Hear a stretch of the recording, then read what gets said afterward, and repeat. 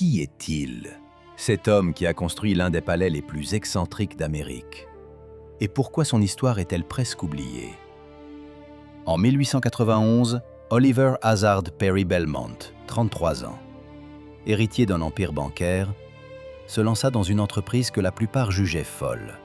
Construire, sur 3 acres de terrain à Newport, dans l'État de Rhode Island, une résidence d'été, un palais, où le rez-de-chaussée ne serait pas occupé par des salons, mais par des écuries, et où seul le premier étage serait habitable. Cela semblait impossible. Le nouveau « château » devait être un triomphe de richesse, de pouvoir et de goût. Mais 50 à 60 ans plus tard, il se transforma en un lourd fardeau, un objet de délabrement quasi total. Aujourd'hui, rares sont ceux qui savent comment la gloire s'est transformée en ruine et comment les ambitions se sont muées en épreuves.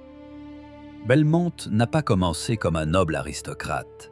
Il était un représentant typique de la bourgeoisie américaine de la fin du XIXe siècle. Un héritier de capital, aspirant non seulement à la richesse, mais aussi à la signification sociale. Il rêvait, plutôt, non pas d'être l'un parmi tant d'autres, mais de rester l'un des. Dans ses plans, pas seulement un cottage d'été, mais une construction qui déclare « Nous sommes ici, nous comptons ». Mais il ne voulait pas simplement paraître, il voulait se distinguer. Non pas dans un palais, comme la vieille aristocratie, mais dans une sorte de provocation architecturale où les écuries et les carrosses faisaient partie de l'esthétique.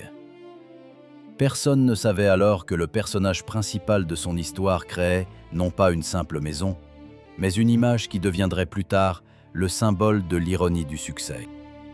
En introduisant son action, nous voyons immédiatement le contraste. Un début modeste, l'héritier d'une dynastie bancaire. La grandeur, une maison-château sur 3 acres avec vue sur Bellevue Avenue. L'inconnu. Aujourd'hui, la plupart des gens passent devant cet endroit sans en comprendre l'histoire. La renommée mondiale. Non, l'histoire n'est pas devenue une légende. Elle est passée inaperçue. Et pourtant, la tragédie est inévitable. Ce qui aurait dû être le summum du succès se transforme en épreuve, en critique, en déclin. À partir de ce moment, la question se pose. Pourquoi la puissance richesse n'a-t-elle pas protégé cet endroit du déclin? Pourquoi cette maison, symbole de victoire, est-elle devenue un symbole d'échec? Notre premier héros est Oliver Belmont, un noble rêveur stratège.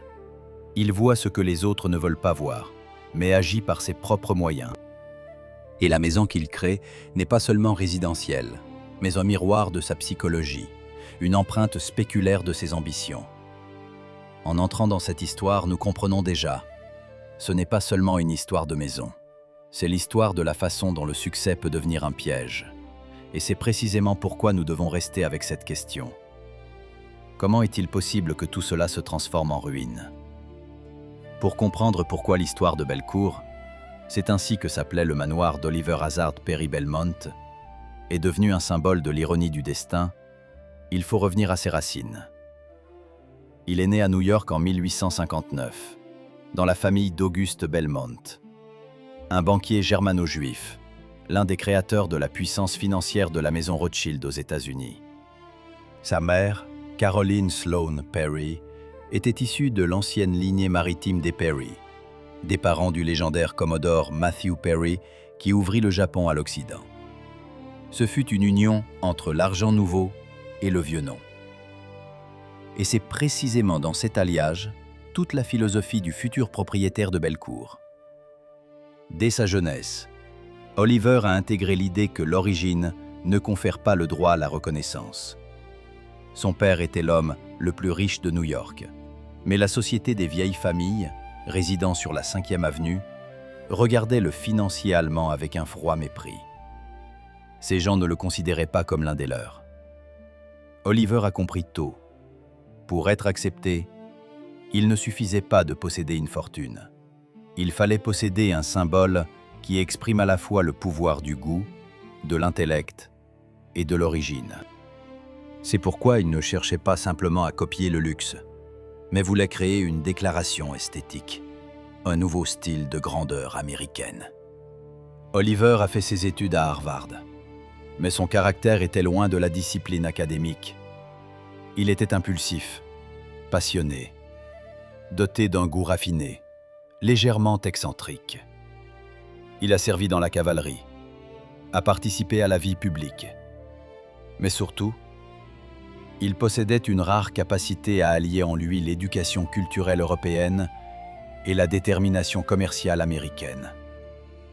Déjà à cette époque, à la fin des années 70 du XIXe siècle, il formulait pour lui-même l'idée que la maison, ce n'est pas seulement un lieu de résidence, mais un manifeste personnel. Sa philosophie était que le succès ne devait pas être simplement visible, mais compris. Il écrivait dans l'une de ses lettres, la citation est tirée de la correspondance conservée dans les archives de la famille Belmont. « Une maison ne doit pas s'expliquer, elle doit parler d'elle-même. » Cette pensée deviendrait son guide. La première chose à laquelle il fut confronté fut la résistance de son milieu. Sa famille faisait partie des nouveaux riches américains, ayant acquis leur capital grâce au chemin de fer, aux banques et aux investissements. Mais Newport, à la fin du XIXe siècle, était le théâtre des vieilles familles, les Vanderbilt, les Astor, les Morgan, ceux qui s'étaient déjà établis comme l'aristocratie du Nouveau Monde. Pour eux, Belmont était un étranger, trop nouveau, trop éclatant, trop impétueux. C'est précisément cette confrontation, l'argent nouveau contre l'ancien, qui allait déterminer la philosophie de sa vie. Il voulait prouver que la culture et l'intelligence ne pouvaient pas appartenir uniquement aux héritiers de titres.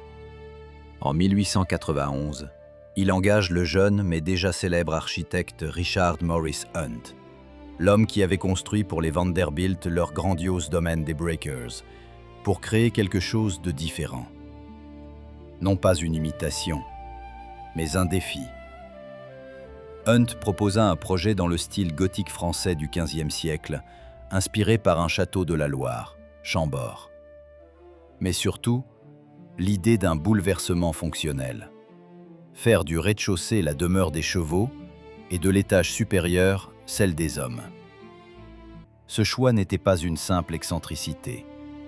Il reflétait la vision du monde d'Oliver. À ses yeux, le cheval était un symbole de force, de mouvement, de chevalerie, ce qui manquait à l'homme moderne. Une maison où les écuries devenaient le centre devait incarner l'honneur, l'ordre et l'esprit de l'ancien monde, transplanté dans la Nouvelle Amérique. Ainsi, la philosophie de Belmont prenait forme. C'était l'architecture comme une déclaration contre le snobisme, comme une affirmation de la dignité de l'action et non de l'origine. Vers la fin des années 90, son projet se concrétisa en une idée. Construire un manoir qui allierait l'ancien esprit de chevalerie aux nouvelles possibilités du capital américain. C'était sa première stratégie. Ne pas acheter la reconnaissance, la créer à travers un symbole. Et ce symbole devait devenir une maison, où chaque pierre parlerait de ses convictions. Ainsi commença l'histoire de Bellecour. Non pas un simple bâtiment, mais la philosophie architecturale d'un homme qui tentait d'unir deux mondes. Et c'est précisément dans cette union, la clé pour comprendre pourquoi son destin se transformerait en drame. Pour Oliver Belmont, la maison n'était pas un refuge, mais un manifeste. C'est cette conviction qui deviendrait aussi bien la source de sa gloire que le début de sa fin.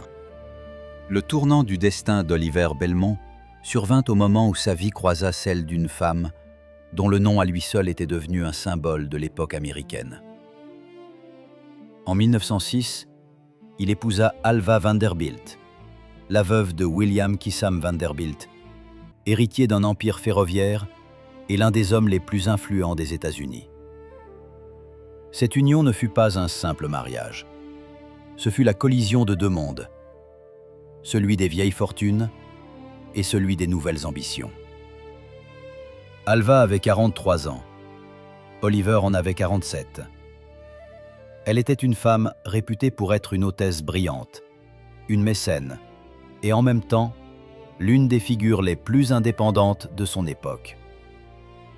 Après son divorce scandaleux avec Vanderbilt, le premier de ce genre au sein de l'élite américaine, elle se retrouva dans la position d'une paria de la haute société.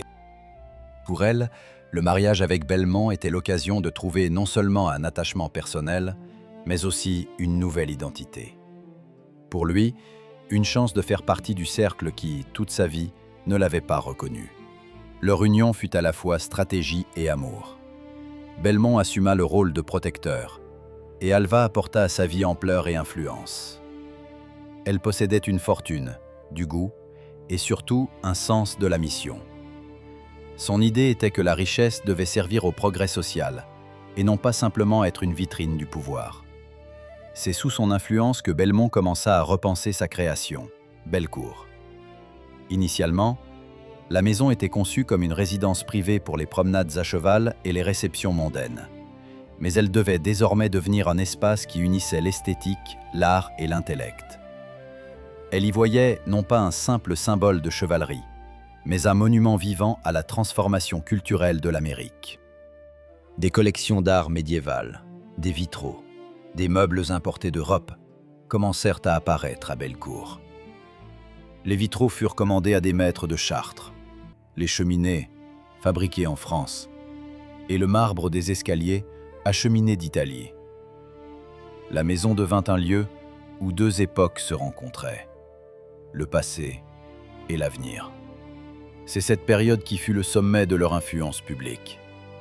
Le couple organisait des réceptions où se pressaient politiciens, écrivains, artistes. Dans les murs de Bellecour résonnaient des conversations sur les femmes dans la société, sur l'avenir de l'architecture, sur le fait que l'Amérique devait apprendre à créer non seulement de la richesse, mais aussi de la culture. La maison vivait et respirait la philosophie de deux personnes fortes. Mais au sein de cette idylle, un conflit interne commençait déjà à grandir. Oliver Belmont, bien qu'enthousiasmé par l'idée d'un héritage esthétique, restait un homme d'action et de contrôle. Alva, au contraire, aspirait à la liberté, à ce que l'espace qu'ils avaient créé vive indépendamment d'eux-mêmes. Leurs vues sur le sens de la richesse commencèrent à diverger. C'est alors que Bellecour se concrétisa définitivement comme un mariage de deux mondes. L'étage inférieur, sanctuaire de la force masculine, les écuries et les salles de carrosse, où le bronze côtoyait le chêne et l'odeur du cuir. L'étage supérieur, le territoire d'Alva, raffiné, imprégné de lumière et de musique. Elle réaménagea les pièces, ajouta des miroirs, des papiers peints en soie, des lustres français. Ainsi, la maison devint le miroir de leur union. En bas, la force et l'ordre. En haut, l'esprit et la beauté. En 1912, Belmont fut élu au Congrès pour l'État de New York. Son influence grandissait, et Bellecour devint le symbole non seulement du luxe, mais de l'intellect.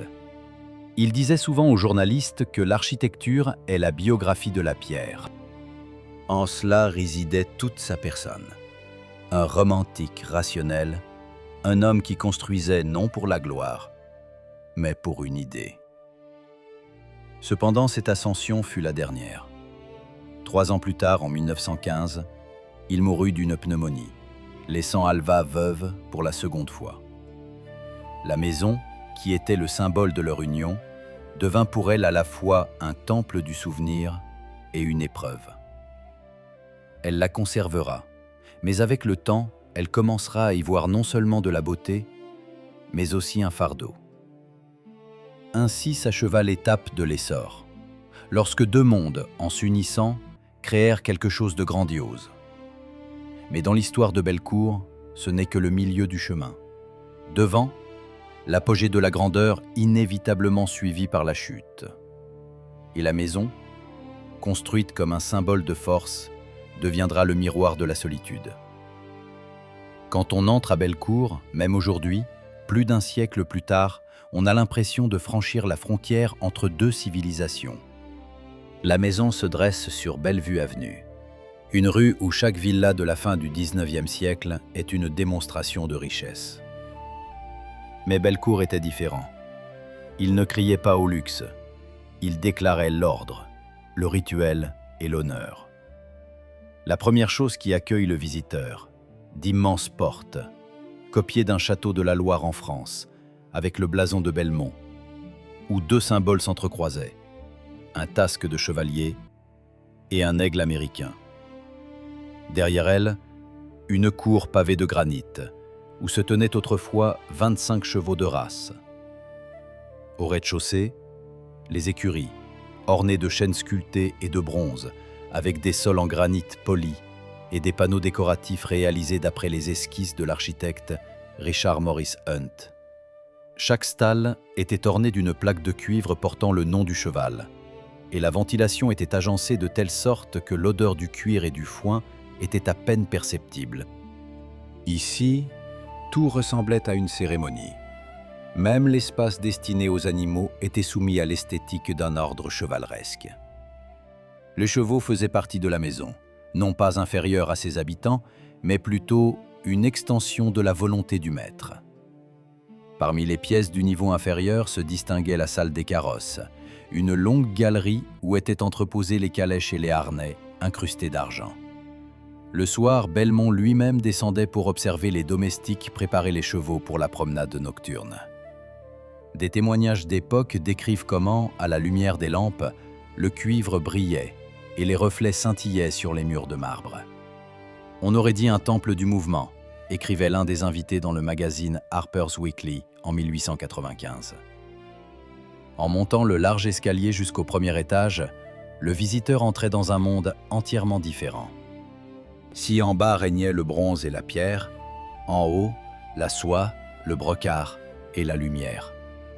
Le hall principal, une galerie à double hauteur sous plafond de plus de 10 mètres, ornée de boiseries sculptées et de vitraux représentant des scènes de la vie de Saint-Georges. La lumière, traversant le verre coloré, teignait les murs de profonds tons pourpres et dorés. Chaque matin, les rayons du soleil créaient un jeu de reflets, comme pour rappeler l'éternel changement de pouvoir et la fragilité de la gloire humaine. Du hall, on pouvait accéder à la bibliothèque, la pièce la plus personnelle du propriétaire. Elle abritait plus de 2000 volumes, de la Divine Comédie de Dante aux traités techniques sur les machines à vapeur. Belmont estimait que l'intellect et l'ingénierie ne devaient pas être séparés. Dans cette pièce, comme l'écrivaient les contemporains, il pouvait passer des heures à discuter de politique et d'architecture en regardant le globe de bronze installé au centre. Sur les murs, des gravures représentant des châteaux de la Loire et des cathédrales gothiques. Tout dans cet espace témoignait de la volonté d'unir l'idéal chevaleresque au progrès moderne. À proximité se trouvait le salon de musique, créé à l'insistance d'Alva. Un piano français de la firme Erard y était installé, autour duquel se réunissaient musiciens et invités. Le plafond était peint de motifs inspirés de la chanson de Roland, et les tapis avaient été tissés à Aubusson. Cette partie de la maison résonnait, non seulement de musique, mais aussi de conversation sur la liberté, l'art, la place de la femme dans la société. C'est ici qu'Alva organisait des discussions, invitant écrivaines, réformateurs et artistes. Au total, la maison comptait 28 pièces habitables, 13 cheminées et 8 escaliers. Sa superficie dépassait 40 000 pieds carrés. La construction prit 4 ans et coûta 600 000 $, une somme équivalent à plusieurs décennies de travail de centaines d'ouvriers. Mais chaque dollar ici avait un sens. Il devenait un élément de l'idée. Si l'on descend de la galerie vers les couloirs menant aux chambres, on peut ressentir le passage du public au privé. Les chambres d'Alva étaient inondées de lumière et ornées de rideaux roses et de miroirs dorés. Dans son boudoir se trouvait un portrait peint par John Sargent, l'un des derniers réalisés par l'artiste pour des commanditaires privés. En revanche, la chambre d'Oliver était austère. Panneaux de chêne, cheminée avec le blason familial, fauteuil près de la fenêtre donnant sur l'océan Atlantique. 2 regards, 2 mondes, 2 caractères. L'architecture de Bellecour, c'est la psychologie gravée dans la pierre. L'étage inférieur parlait de discipline et de force. L'étage supérieur, de beauté et de création. La maison reflétait le dialogue intérieur entre l'action et la contemplation, entre le pouvoir et le sens. Tout en lui était une opposition. La froideur de la pierre et la chaleur du tissu, l'éclat du métal et la douceur de la lumière, le bruit de la rue et le silence de la galerie. Au début du XXe siècle, Bellecour devint le symbole d'une renaissance esthétique. Des journalistes, des architectes, des philosophes le visitaient. Certains y voyaient de la folie, d'autres, une révélation. Mais presque tous s'accordaient à dire « Cette maison révélait le caractère d'un homme qui voulait unir les époques. » Et pourtant, déjà à cette époque, sous les voûtes des salles, une ombre planait. Plus Belmont s'élevait, plus la maison devenait son prolongement. Et plus il devenait lui-même vulnérable. Car tout ce qu'il avait construit dépendait d'une seule chose, de la conviction que la richesse pouvait être l'expression de l'esprit. Et bientôt, cette conviction allait être mise à l'épreuve. Une épreuve qu'aucun symbole de pierre ne survivrait. La mort d'Oliver Belmont, en 1915, fut le premier coup, après lequel Bellecour commença lentement à se transformer d'un symbole vivant en un monument silencieux. Il n'avait que 56 ans. La maladie, une pneumonie, se développa rapidement. Alva resta seule dans l'immense maison, où chaque pièce résonnait désormais de l'écho de sa voix. Elle continua à vivre à Bellecour, mais progressivement les murs, remplis de leur sens passé, commencèrent à lui rappeler une séparation invisible. À l'extérieur, le monde changeait. La Première Guerre mondiale détruisit la vieille Europe, celle-là même qui avait inspiré Oliver. Ses idéaux de chevalerie et d'honneur semblaient désormais naïfs. L'Amérique entrait dans une ère de pragmatisme et de machines, et la maison, où les chevaux étaient plus importants que les automobiles, devenait un anachronisme. Pour Alva, ce n'était pas seulement un contraste culturel, c'était un désaccord personnel avec la réalité. Elle tenta de maintenir Bellecour en vie. Elle continua à organiser des réceptions caritatives, des concerts, des réunions de suffragettes. Elle devint une ardente partisane du droit de vote des femmes, participa à des rassemblements politiques et finança même des campagnes pour des réformes sociales.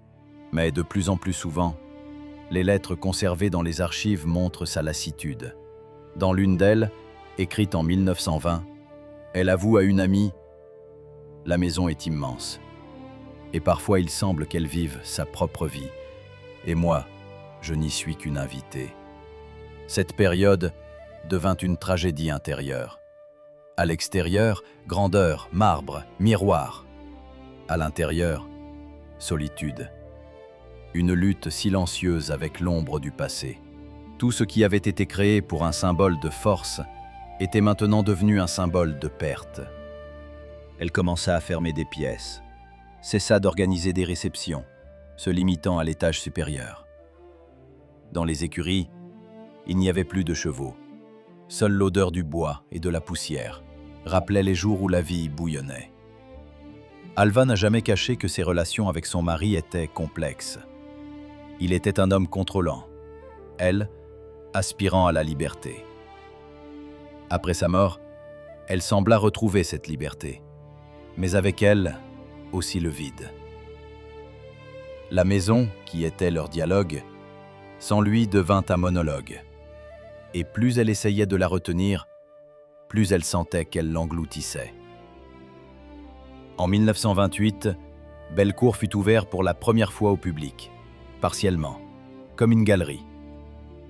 Cette décision était ambivalente. D'une part, elle poursuivait la mission de son mari, montrer la beauté comme une valeur. D'autre part, elle reconnaissait qu'elle ne pouvait plus en être la seule gardienne. La maison devint un espace entre le passé et le futur, entre la mémoire et l'oubli. Le conflit moral s'intensifiait. Pouvait-elle, veuve de l'un des hommes les plus riches d'Amérique, se permettre une faiblesse? La société attendait d'elle de la grandeur, mais la grandeur se transformait en fardeau. Elle comprenait que les idéaux pour lesquels Oliver avait vécu, dignité, ordre, honneur, sonnaient ironiquement dans le monde d'après-guerre. Et pourtant, elle conservait sa maison, comme une promesse sacrée. Bien qu'en son fort intérieur, elle se posa de plus en plus souvent la question « Pourquoi faire ?» Dans les dernières années de sa vie, elle apparut de moins en moins en société. Les visiteurs se souvenaient de la voir traverser lentement la galerie, éclairée seulement par la douce lumière des vitraux. Sa silhouette se dissolvait dans la pénombre, comme si elle devenait elle-même une partie de l'architecture. C'était un moment où l'homme et la maison étaient devenus inséparables. Bellecour cessa d'être un simple bâtiment et se transforma en métaphore du destin. Alva mourut en 1933. Avec son départ, la maison resta sans âme. Et alors commença ce qui semble être une loi de la nature pour de tels lieux. La désintégration. Les salles des chevaux se couvrirent de poussière. Les draperies de soie se décolorèrent. Le marbre se fissura. Pendant les années de la Grande Dépression, entretenir le manoir devint impossible. Bellecour, jadis symbole de force et de goût, ne servait plus à personne. Les citadins passaient devant, ne reconnaissant pas le palais construit avec un rêve d'éternité. Ainsi s'acheva l'ère de la grandeur et commença le siècle du déclin. Mais avant que la maison ne sombre définitivement dans le silence, elle était destinée à devenir le théâtre d'une nouvelle transformation. Non plus de luxe, mais de rédemption. Et c'est là que réside la plus grande ironie de cette histoire. Même les ruines peuvent parler plus fort que les palais. Vers les années 30 du XXe siècle, Bellecour se dressait comme un géant sans maître. La maison, conçue comme un symbole d'éternité, s'avéra incapable de faire face à la réalité économique de la nouvelle ère. Après la mort d'Alva Belmont, les héritiers ne voulurent ou ne purent la conserver. La Grande Dépression, qui frappa l'Amérique, anéantit de nombreuses fortunes, mais plus encore, elle détruisit les illusions.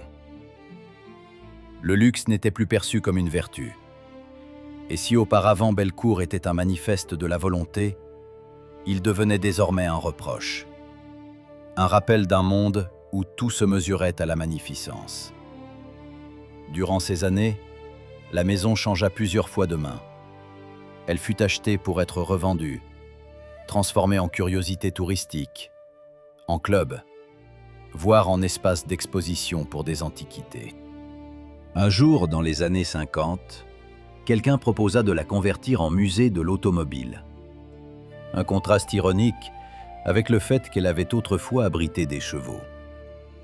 Cependant, chaque tentative de redonner vie à la maison s'avérait temporaire. La pierre, le bois et le verre semblaient résister à un nouveau sens. Progressivement, vers le milieu du siècle, Bellecour tomba en ruine. Les panneaux de bois s'assombrirent à cause de l'humidité. Les vitraux se fissurèrent. Une partie des dalles de marbre fut enlevée. La poussière recouvrit les livres de la bibliothèque, comme le temps recouvrit les idéaux de leurs propriétaires. Dans les journaux de Newport, La phrase commença à apparaître: la malédiction du luxe, l'oubli. Mais ce n'était pas de la mystique, seulement une vérité sociale.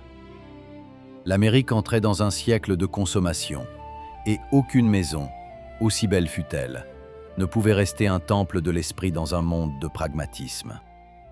Et pourtant, tous n'avaient pas oublié.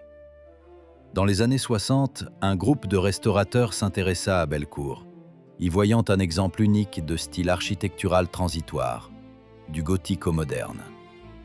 C'est alors que commença la première tentative de le repenser.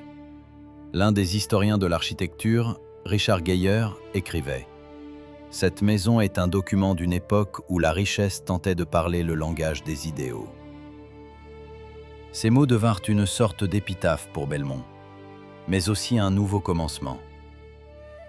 Avec le temps, des visites guidées, des conférences, de petites expositions commencèrent à être organisées dans la maison. Et bien que ces murs conservassent encore les traces du déclin, on sentait quelque chose d'autre dans l'air, comme si le passé recommençait à respirer. Ce n'était pas tant une renaissance qu'une purification. L'histoire de Bellecour commençait à sonner comme une parabole, sur la façon dont les ambitions se transforment en héritage, et la fierté en leçon. Le plus étonnant se produisit à la fin du XXe siècle. Dans les années 90, Bellecour fut acheté par un collectionneur et enthousiaste qui décida de lui rendre son aspect original. Il s'appelait Harold Matthews, et il vit dans la maison non pas des ruines, mais un texte vivant. Une longue restauration commença.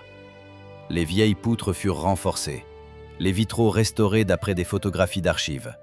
La bibliothèque se remplit à nouveau de livres. Les ouvriers ont trouvé derrière les panneaux des lettres et des plans laissés par les architectes. Et cette découverte a donné à la restauration un caractère presque archéologique. Mais la véritable renaissance eut lieu au XXIe siècle. En 2013, Bellecour fut acquis par l'antiquaire de Newport, Eric Rosenfeld, connu pour ses projets de conservation de monuments historiques. Il ne se contenta pas de restaurer le bâtiment. Il lui rendit son sens. Sous sa direction, la maison n'est devenue ni un musée ni une résidence, mais un lieu où le passé et le présent se rencontrent en dialogue. Des concerts, des expositions, des lectures théâtrales y sont organisées. Ainsi, Bellecour traversa la crise et renaquit. D'un symbole de pouvoir, il devint un symbole de mémoire. D'un manifeste personnel, un bien public. Ce qui fut autrefois construit comme une affirmation de la force individuelle se transforma en un rappel de la force de la culture. Si Oliver Belmont cherchait à prouver que la richesse pouvait être une forme d'art, l'histoire a maintenant prouvé le contraire. Seul l'art est capable de sauver la richesse de l'oubli. Et c'est là la véritable transformation. La maison, érigée pour l'éternité, est réellement devenue éternelle, non grâce à la pierre, mais grâce au sens qu'elle a acquis un siècle plus tard. Et pourtant, il reste une dernière question, qui ne quitte personne qui entre dans ces salles. Qu'est-ce que l'histoire de Bellecour nous enseigne, au juste?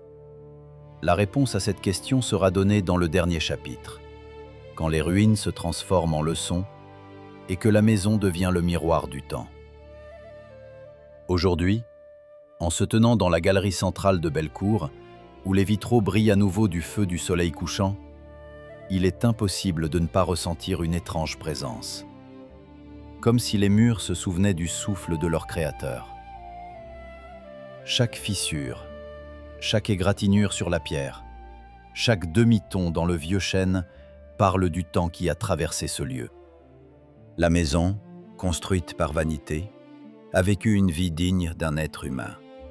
Une jeunesse brillante, une maturité fière, une vieillesse tragique, et enfin, une douce renaissance.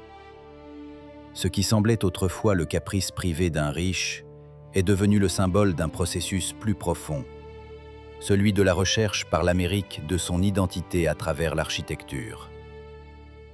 Au XIXe siècle, Des maisons comme Bellecour étaient une tentative d'une jeune nation de prouver qu'elle était capable d'une grandeur égale à celle de l'Europe.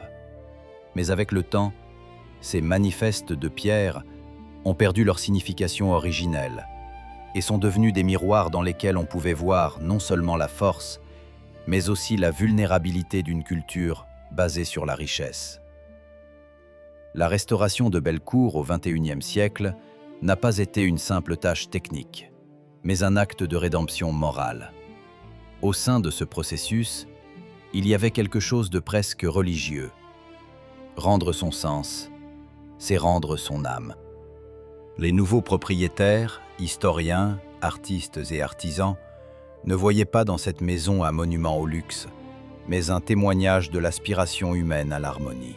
Ils s'efforçaient non pas de recréer le passé littéralement, mais d'en restaurer le souffle.